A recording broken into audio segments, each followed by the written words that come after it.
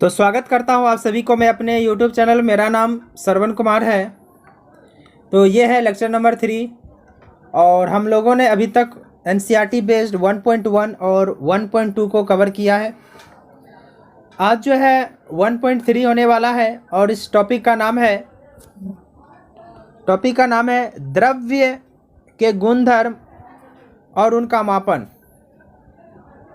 तो इनमें हम लोग पढ़ने वाले हैं द्रव्य यानी पदार्थ के बारे में, उनका गुण धर्म क्या होता है, प्रॉपर्टीज़ क्या होता है और उनको हम क्या चीज़ से नापते हैं।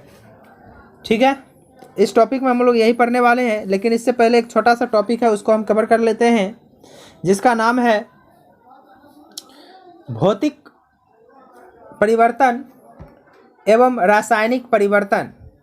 तो हमारे केमिस्ट्री में दो तरह का परिवर्तन होता है, एक भौतिक परिवर्तन होता है और एक रासायनिक परिवर्तन होता है। तो भौतिक परिवर्तन का मतलब ये हुआ, अगर कोई परिवर्तन हो रहा है तो परिवर्तन के बाद फिर जैसा था वैसा ही बन जाएगा, है ना। कहने का मतलब ये हुआ, अगर कोई बदल रहा है तो वह फिर से अपने ही स्टेट में आ जाएगा, पहले ही अवस्था में आ जाएगा, है ना। लेकिन रासायनिक परिवर्तन में ऐसा नहीं होता है, जो एक बार बदल जाएगा वो फिर वापस पहले जैसा अवस्था में नहीं आएगा, उसको हम रासायनिक परिवर्तन कहते हैं। तो ये बात आपको समझ में आ रही होगी। तो इनमें कुछ पॉइंट्स है उसको हम लोग देखते हैं। उनमें लिखा हुआ पहला पॉइंट हमारे पास है कि इस प्रकार के परिवर्तन में केवल पदार्थ का भौतिक गुण बदलता है, ओनली पदार्थ का भौतिक गुण बदलता है। लेकिन रासायनिक परिवर्तन में भौतिक परिवर्तन यानी भौतिक गुण के साथ साथ रासायनिक गुण बदल जाता है। बात आपको समझ में आ रही होगी।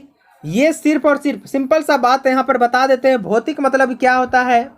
तो भौतिक मतलब ये हो गया जिसको हमें देख के बता सकते हैं, जैसे कोई रंग, रूप, आकार, गलनांक, क्वथनांक, ये सारे का सारे जो होता है एक भौतिक होता है। अगर उसमें कोई परिवर्तन आ जाए तो उसको हम भौतिक परिवर्तन कहेंगे। लेकिन भौतिक परिवर्तन आता तो है, लेकिन उसके संगठन में कोई बदलाव नहीं आता है। अवस्था तो बदल जाएगा लेकिन वह जो है फिर पहले ही अवस्था में आ जाएगा। ऐसे परिवर्तन को हम भौतिक परिवर्तन कहते हैं। ऐसे परिवर्तन को हम क्या कहेंगे? ऐसे परिवर्तन को हम भौतिक परिवर्तन कहेंगे। बात समझ वाली बात। लेकिन रासायनिक परिवर्तन ऐसा नहीं होता है, बिल्कुल अलग होता है। ये जिस अवस्था में है वो छोड़ के दूसरे अवस्था में चला जाएगा, यानी कि जिस अवस्था में वह पहले था वह न रह के दूसरे अवस्था में चला जाएगा। लेकिन जाने के साथ साथ वो पहला अवस्था में फिर कभी वापस नहीं आने वाला है। इसी को हम बोलते हैं भौतिक परिवर्तन और रासायनिक परिवर्तन में ये दो जो पॉइंट हम लोग आप लोग को बताए हैं, दोनों में जो अंतर बताया गया है वो बहुत ही इंपॉर्टेंट रखता है भौतिक परिवर्तन और रासायनिक परिवर्तन को बताने के लिए। तो दूसरा पॉइंट हमारे पास इसमें लिखा हुआ है, इस प्रकार के परिवर्तन में केवल पदार्थ का अवस्था, रंग, आकार बदलता है, परंतु पदार्थ का संगठन नहीं। संगठन मतलब जिस चीज से वह बना होता है। जैसे अगर H2O, पानी को ले ले H2O, अगर वह ठोस है तो उसका भी अणु संगठन वैसा ही होगा जिसमें द्रव में भी होगा और भाप में भी, यानी ठोस, द्रव और गैस। क्योंकि जब हम पानी को बदलते हैं, मतलब जब हम इसके अवस्था को बदलते हैं तो हमारे पास जो इसके अवस्था को जो बदलते हैं तो यह जो है इसका संगठन नहीं बदलता है। लेकिन अगर हम बात करते हैं रासायनिक परिवर्तन का, तो रासायनिक परिवर्तन में आकार, रंग तथा अवस्था के साथ साथ संगठन भी बदल जाता है। ये पॉइंट बहुत डिनोट करने वाली बात है, संगठन भी बदल जाता है। बात समझ मारी बात, संगठन भी बदल जाता है। नेक्स्ट जो हमारा पॉइंट है, 3 नंबर जो पॉइंट है उसको देखना है। तो 3 नंबर बोल रहा है इसमें नए पदार्थ का निर्माण नहीं होता है। इसमें नया पदार्थ, जैसे अगर बर्फ है, बर्फ क्या हो गया, पिघल के द्रव में बदल गया, लेकिन उसका जो गुण है, स्वाद है, वैसा ही रहता है। यानी कि इसमें नया पदार्थ बिल्कुल नहीं बदलता है। लेकिन अगर हम बात करें रासायनिक परिवर्तन का, तो रासायनिक परिवर्तन में क्या होता है, इस परिवर्तन में नया पदार्थ का निर्माण होता है।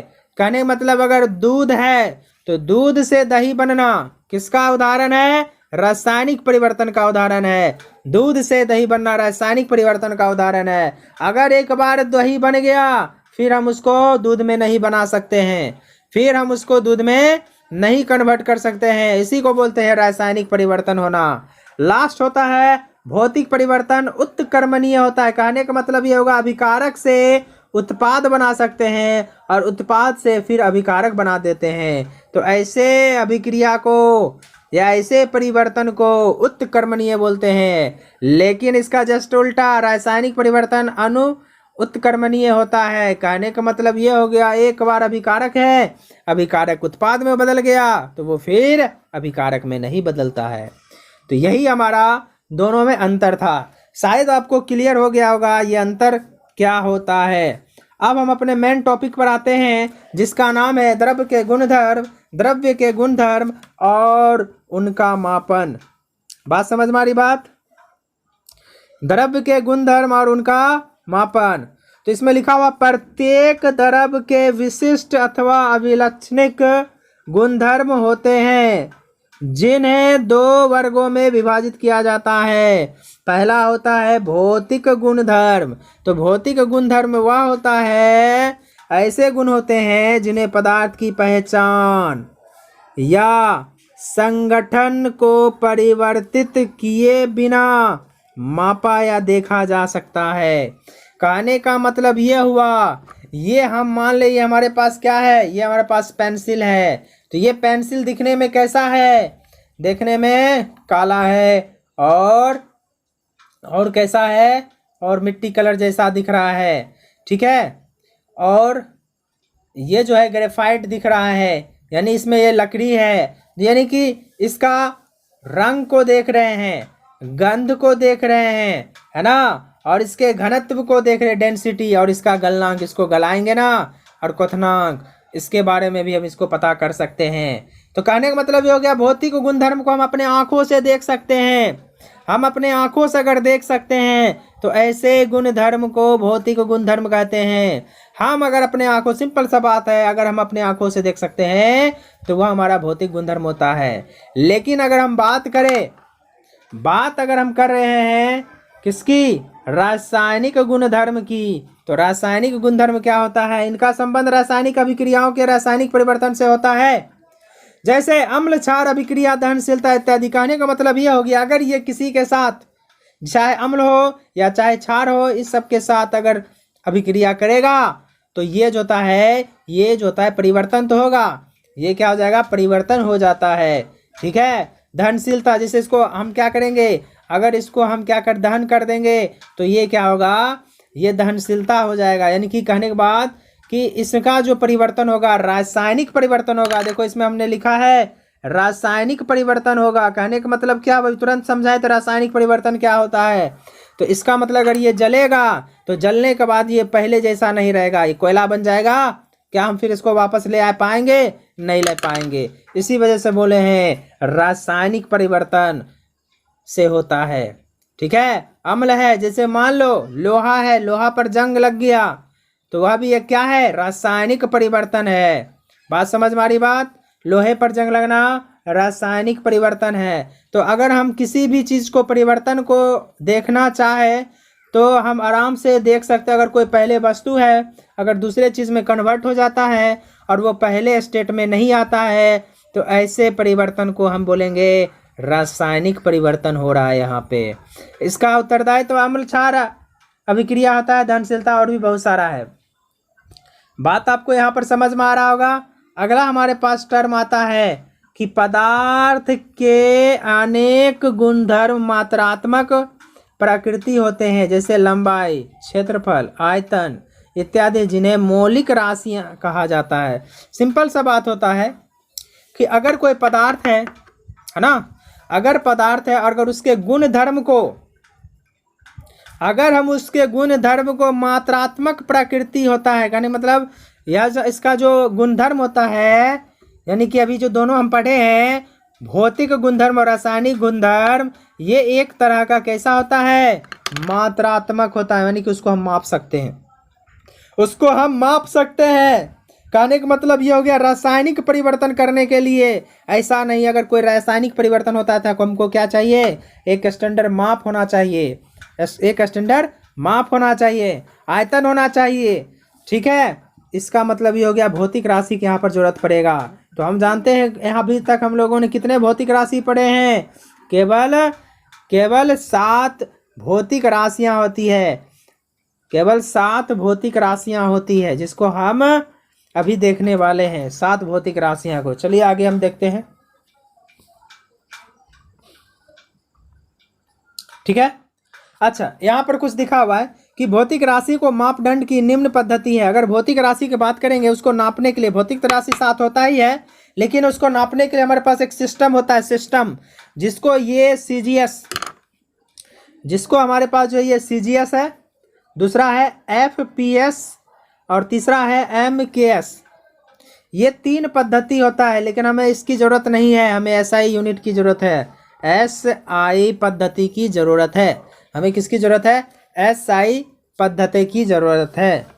लेकिन हम इसको थोड़ा सा पढ़ लेते हैं। वैसे आप लोग फिजिक्स में पहला चैप्टर ही है unit and dimension and measurement, वहाँ पर आप लोग इसको बहुत ही विस्तृत रूप से पढ़ने वाले हैं, ये ही टॉपिक है वहाँ पे, या शायद आप लोग पढ़े होंगे और बेसिक क्लास में भी आप लोग इससे परिचित होंगे। इसमें देखो, इसका मतलब होता है C for centimetre, G for gram और S फॉर सेकेंड। कहने का मतलब यह हो गया, यह एक प्राचीन पद्धति है। इस पद्धति में लंबाई को सेंटीमीटर, द्रव्यमान को ग्राम में तथा समय को सेकेंड में मापा जाता है। बात समझ में आ रही बात? तो CGS का मतलब क्या होता है, सेंटीमीटर ग्राम सेकेंड पद्धति। इसको जो है मापा जाता है, किसको, लंबाई को सेंटीमीटर में, द्रव्यमान को ग्राम में और समय को सेकेंड में मापा जाता है। बहुत सिंपल है बस, और इसमें कुछ नहीं है। दूसरा होता है हमारे पास FPS, फुट पाउंड सेकेंड, यह ब्रिटिश पद्धति है। अच्छा, यह ब्रिटिश पद्धति है। दूसरा है, इस पद्धति में लंबाई को फुट, द्रव्यमान को पाउंड तथा समय को सेकेंड में मापा जाता है। यानी सेकेंड यहाँ पर चेंज नहीं हो रहा है, सेकेंड यहाँ पर चेंज बिल्कुल नहीं हो रहा है। आपको समझ में आ रहा होगा। हमारे पास एक और बच जाता है, वह हमारे पास है MKS पद्धति। MKS पद्धति, MKS पद्धति। तो MKS पद्धति ही आगे चलकर SI पद्धति में कन्वर्ट हुआ है। MKS मतलब होता है लंबाई को मीटर में, M फॉर मीटर, द्रव्यमान को किलोग्राम तथा समय को सेकेंड में मापा जाता है। इसी को बोला जाता है MKS पद्धति। और यही आगे जाके हमारे SI पद्धति में कन्वर्ट हो गया, सिस्टम ऑफ इंटरनेशनल। अगला हमारा आता है 4था नंबर, सिस्टम ऑफ इंटरनेशनल। बस इसको नाम से जानिए और इसके अंतर्गत पद्धति, इसे अंतर्राष्ट्रीय पद्धति कहते हैं। इस पद्धति का विकास सन 1919 में हुआ था। और आगे हम देखते हैं, इसमें ज़्यादा कुछ है नहीं, ये सब पढ़ा हुआ है, ध्यान देना है, एक बार इसको देख लेना है। यही हमारे पास है SI पद्धति में 7 आधार मात्रक होता है। तो मात्रक एक्चुअली होता क्या है, भौतिक राशि से ही मात्रक बना है, भौतिक राशि से ही मात्रक बना है। बात समझ में आ रही बात? तो इसको आप लोग कहीं ना कहीं देखे होंगे, जरूर देखे होंगे। तो पहला है लंबाई, दूसरा है द्रव्यमान, तीसरा है समय, चौथा है विद्युत धारा, पांचवा है तापमान, छठा है पदार्थ की मात्रा और सातवां है ज्योति तीव्रता। लंबाई को L से और इसका ऐसा मात्रा होता है मीटर, और इसको छोटा m से डिनोट करते हैं। द्रव्यमान को m किलोग्राम और kg, समय को t सेकेंड और s से इसका मात्रक का प्रतीक है। t समय हो गया, और विद्युत धारा I को एम्पियर, ऐसा ही मात्रक एम्पियर होता है विद्युत धारा का। तापमान का टेम्परेचर, इसको केल्विन में नापा जाता है। पदार्थ की मात्रा n, इसको पदार्थ की मात्रा को n से डिनोट करते हैं, याद रखना, ये बहुत ही इंपॉर्टेंट है हमारे आने वाले टॉपिक में। पदार्थ की मात्रा इसको मोल कहते हैं और इसको मोल से ही डिनोट करते हैं, ठीक है। ज्योति तीव्रता आई भी, ज्योति तीव्रता आई भी, इसको कैंडला बोला जाता है और इसको शॉर्ट में CD बोला जाता है। बात समझ में आ रही होगा। ये कुछ नहीं है, बेसिक है, इसको आपको याद रखना होगा, ये तो याद रखना ही होगा। इसके अतिरिक्त भी है कुछ ऐसा, इसके अतिरिक्त हमारे पास आता है दो पूरक मूल मात्रक भी है, दो पूरक मूल मात्रक है जो कि बाद में ऐड हुआ था, क्योंकि सभी चीज को तो नाप लिया था, लेकिन समस्या ये आ रहा था कि एंगल को कैसे नापा जाए। इस एंगल को हम कैसे नापेंगे? अगर ये 2D है, 2 डायमेंशन का, तो इसको रेडियन से नापा, कैसे से नापा जाता है? रेडियन से। अगर यही चीज अगर ये 3D में आ गया, किस डी में? 3D में। किस चीज में? 3D में। मैं आपको बता रहा हूं 3D में। अगर ये 3D में आता है, ठीक है, अगर ये 3D में आता है तो आप कोण देखें, कोण, तो कोण को जो नापा जाता है इसी को बोलते हैं स्टेरेडियन, यानी घन कोण का मात्रक होता है। यानी सिंपल से 3D के लिए है। कौन सा डी के लिए है? 3D के लिए, याद होगा। और ध्यान देने वाली बात है, व्युत्पन्न राशि क्या होता है? ये एक्चुअली में व्युत्पन्न राशि जो होता है, वैसी राशि जो आधार भौतिक राशि पर निर्भर करता है। ये डिपेंड ऑन किस पर? ये आधार भौतिक राशि पर निर्भर करता है। समझ मारी बात? आधार भौतिक राशि पर निर्भर करता है। जैसे क्षेत्रफल को लंबाई गुना चौड़ाई होता है, और ये क्षेत्रफल को लंबाई गुना चौड़ाई होता है। लंबाई को हम क्या चीज से नापते हैं? मीटर से। चौड़ाई को हम क्या चीज से नापते हैं? मीटर से।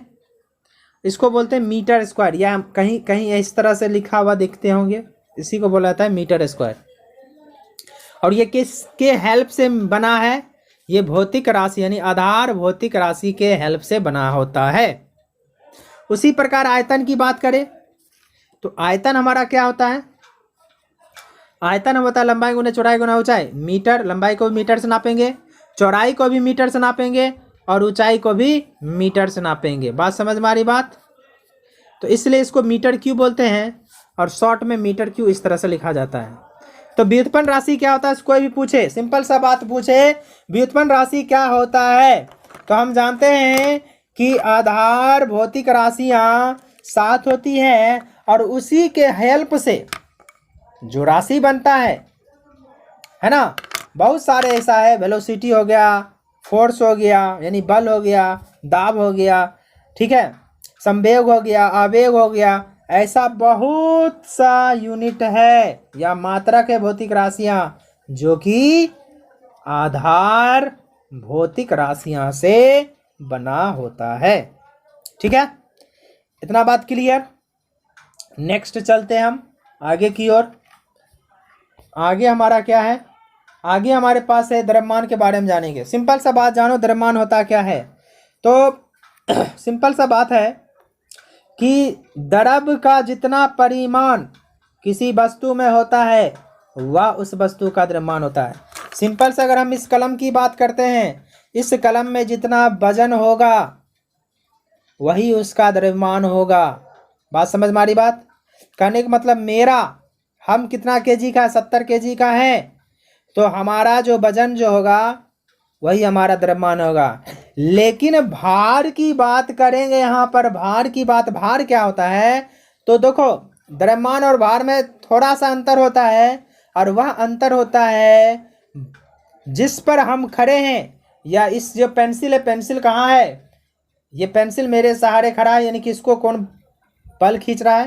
पृथ्वी अपनी ओर खींच रहा है। तो पृथ्वी को खींचने के कारण जो होता है भार में कुछ, इस पर एक बल लग रहा है, पृथ्वी। यही बल अगर हम चंद्रमा पर चला जाए तो चंद्रमा पर भी एक बल लगेगा। तो जिसके पास जितना आकर्षण बल होगा, कहने का मतलब ये हो गया, जितना ज़्यादा ग्रेविटेशनल फोर्स होगा उतना ही ज़्यादा वह वजनदार होगा। तो कहने का मतलब ये हो गया कि भार जो है वह जो है निर्भर करता है गुरुत्वाकर्षण पर। क्या चीज पर निर्भर करता है? भार जो है डिपेंड करता है गुरुत्वाकर्षण पर। गुरुत्वाकर्षण बल क्या होता है? अगर पृथ्वी खींच रहा है तो पृथ्वी के लिए गुरुत्वाकर्षण बल अलग होगा। चंद्रमा खींच रहा है तो चंद्रमा के लिए गुरुत्वाकर्षण बल अलग होगा। और अगर मान लो सन खींच रहा है तो सन का अलग होगा। तो कहने का मतलब अगर कोई द्रव्यमान है, यानी हम ही है 70 किलो का, तो हमारा वजन जो है, कोई बता सकते हो कि चंद्रमा पर कितना होता है? 1/6 हो जाएगा। सिंपल सा बात करें, अगर कोई चीज 6 किलो का यहाँ पर है, पृथ्वी पर कोई वस्तु का वजन 6 किलो है, तो वह चंद्रमा पर जाकर कितना किलो हो जाएगा? 1 किलो का। कितना किलो? 1 कीजिए 1 किलोग्राम का हो जाएगा। कहाँ पे हो जाएगा? चंद्रमा पर, क्योंकि हम चंद्रमा पर जानते हैं 1/6 होता है। 1/6 भाग होता है। क्लियर? द्रव्यमान क्या होता है? द्रव्यमान कुछ नहीं, उसमें जितना परिमाण होता है उसी को द्रव्यमान करते हैं। लेकिन भार जो होता है वह अलग अलग होता है हर एक जगह पर। इसीलिए हम बोल सकते हैं भार और द्रव्यमान में सिर्फ एक ही चीज का अंतर होता है, वह है गुरुत्वाकर्षण बल का। जितना ज़्यादा बल लगाएगा, जिसके पास जितना ताकत होगा, वहाँ पर उस वस्तु का वजन बढ़ जाएगा, उसका मान बहुत ज़्यादा हो जाएगा। क्लियर? आई होप आपको क्लियर हो गया होगा द्रव्यमान और भार में। चलिए आगे हम बढ़ते हैं। आगे हमारा है द्रव्यमान। द्रव्यमान क्या होता है? ध्यान दें तो द्रव्यमान है, सॉरी, आगे हमारा है आयतन। आगे हमारा क्या है? आयतन। आयतन क्या होता है? किसी पदार्थ द्वारा घेरे हुए स्थान को आयतन कहते हैं। द्रवों के आयतन को मापने के लिए प्रायः लीटर मात्रा का उपयोग किया जाता है। और हम जानते हैं 1 लीटर बराबर होता है 1000 ml, और 1000 सेंटीमीटर क्यूब बराबर होता है 1 DMQ। बात समझ में आ रही? इतना बात समझ में आ रहे? तो आयतन समझो इतना होता है क्या है। देखो आयतन क्या होता है? जितना ज़्यादा क्षेत्रफल है, मान लो ये हमारे पास एक घर है जहाँ पर, है ना, या सिंपल से पेंसिल है, जितना जगह खींच मतलब जितना ज़्यादा वह घेरेगा, in case of L into B into H। कहने का मतलब लंबाई चौड़ाई हो गया क्षेत्रफल, और साथ में ऊंचाई, जितना ऊंचाई भी घेरेगा, यानी सिंपल सा बात होता है, वह जितना स्थान घेरेगा वह उसका आयतन कहलाता है। Is that clear? I hope आपको समझ में आ गया होगा। तो घनत्व क्या होता है? तो नेक्स्ट हमारा जो टॉपिक है वह है घनत्व की ओर बढ़ते हैं। तो घनत्व को पढ़ने से पहले हम इसके बारे में जान लेते हैं घनत्व क्या होता है। तो परिभाषा पर देखते हैं। तो परिभाषा है किसी पदार्थ का घनत्व उसके प्रति इकाई आयतन का द्रव्यमान होता है। कहने का मतलब घनत्व द्रव्यमान बटा आयतन होता है। द्रव्यमान बटा आयतन ये डिपेंड करता है द्रव्यमान पर। जिस वस्तु का द्रव्यमान ज़्यादा होगा उसका घनत्व भी ज़्यादा होगा। सिंपल सा बात कहेंगे, पहले इसको देख लेते हैं। घनत्व का मात्रक होता है द्रव्यमान का मात्रक डिवाइडेड बाय आयतन का मात्रक। ये इसका फार्मूला हो गया, आप याद कर लीजिए, क्योंकि इसका ये फार्मूला बहुत यूज होने वाला, very important formula, very important.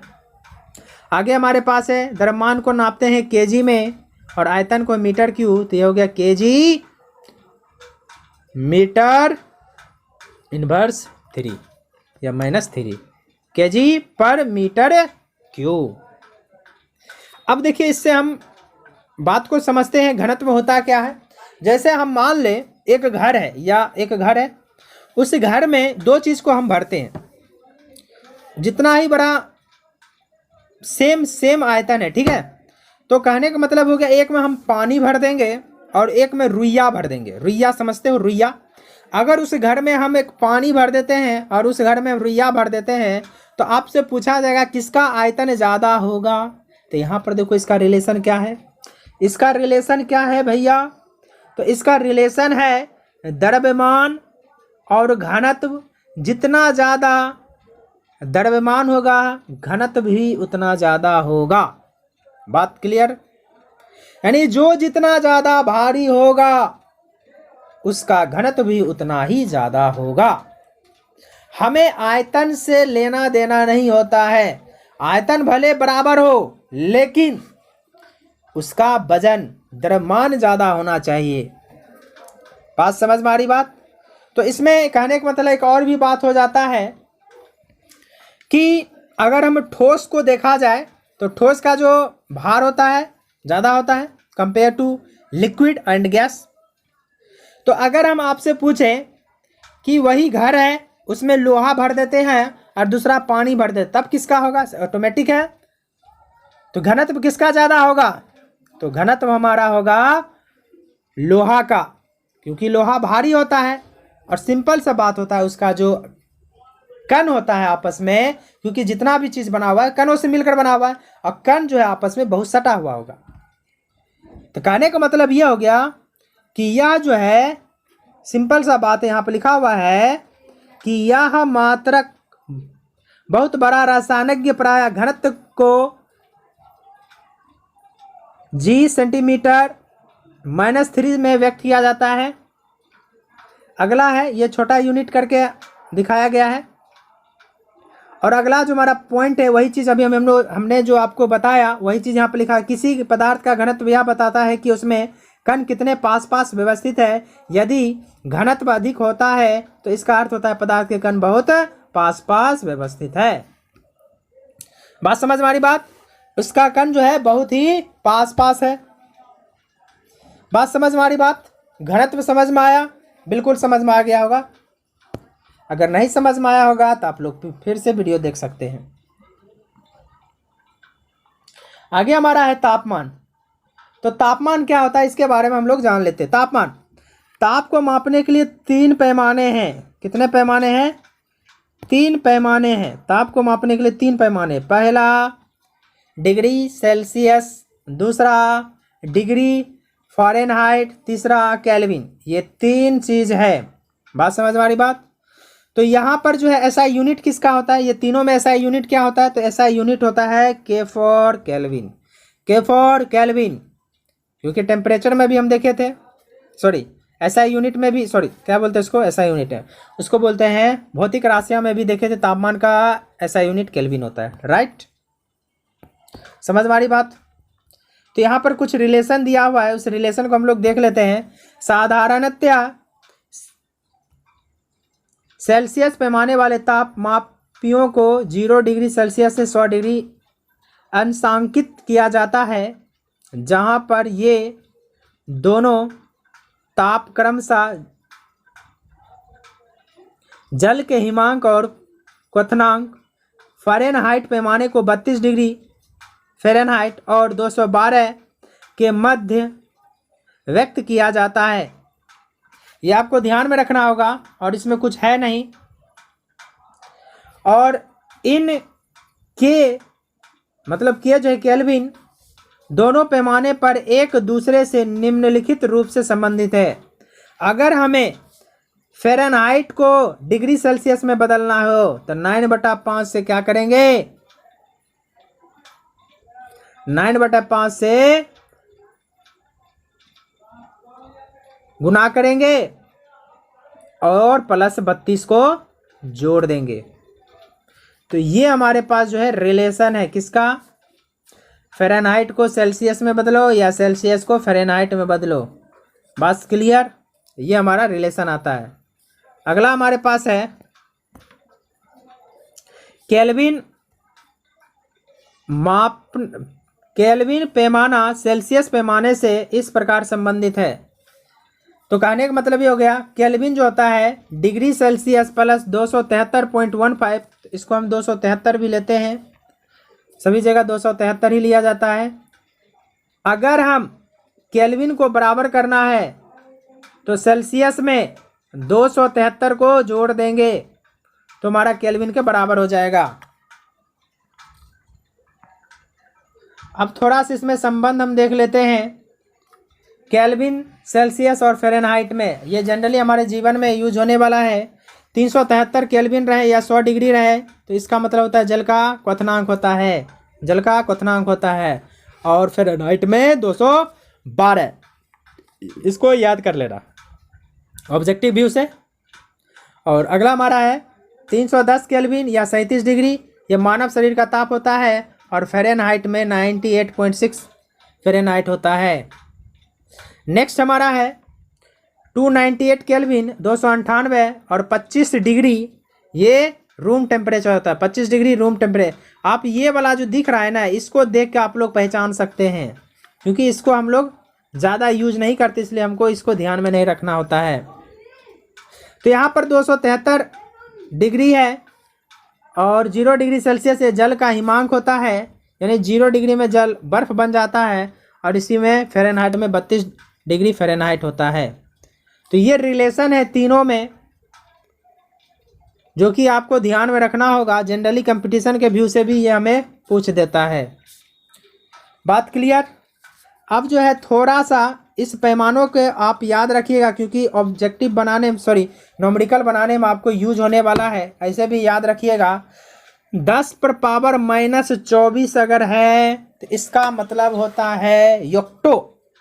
10 पर पावर -24 है तो इसका मतलब हो गया ये योक्टो है। योक्टो मतलब है 10 पर पावर -24 और इसको y से डिनोट करते हैं।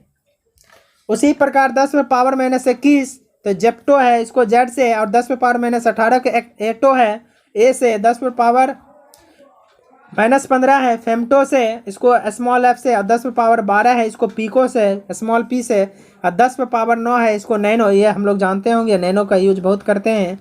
और 10 पर पावर 6 है माइक्रो, ठीक है। और 10 पर पावर 3 को मिली, और 10 पर पावर 2 को सेंटी, इसको सी से। आगे हमारे पास है 10 पर पावर -2 है सेंटी, और 10 पर पावर 1 है तो डेसी, और 10 पर सिर्फ 10 है तो डेका कहा जाता है। और 10 पर पावर, अब देखो +2 में घुस रहे हैं, प्लस में जा रहे हैं, प्लस 10 पर पावर 2 है तो हेक्टो पढ़ा जाता है इसको एस से, और 10 पर पावर 3 है तो किलो, और 10 पर पावर 6 है तो मेगा, एंड 10 पर पावर 9 है तो गीगा, इसको जी से, और 10 पर पावर 12 है तो टेरा, और 10 पर पावर 15 है तो पेंटा, और 10 पर पावर 18 है तो एक्सा, 10 पर पावर 21 है तो जेप्टा, और 10 पर पावर 24 है तो योटा। तो ये है कुछ सारणी था एसआई पद्धति में प्रयुक्त होने वाला पूर्व लगन। तो ये भी आपको ध्यान में रहना चाहिए, कम से कम जो बीच वाला है यहाँ से ये सब पॉइंट हमको याद रहना चाहिए 100%। तो हम लोग ने अभी तक 1.3 को कंप्लीट कर दिया। आगे जो हमारा होने वाला है 1.4 पढ़ेंगे नेक्स्ट वीडियो में, शायद आपको कल यह वीडियो मिल जाएगा। तो नेक्स्ट वीडियो में हम फिर मिलते हैं, तब तक के लिए जय हिंद जय भारत।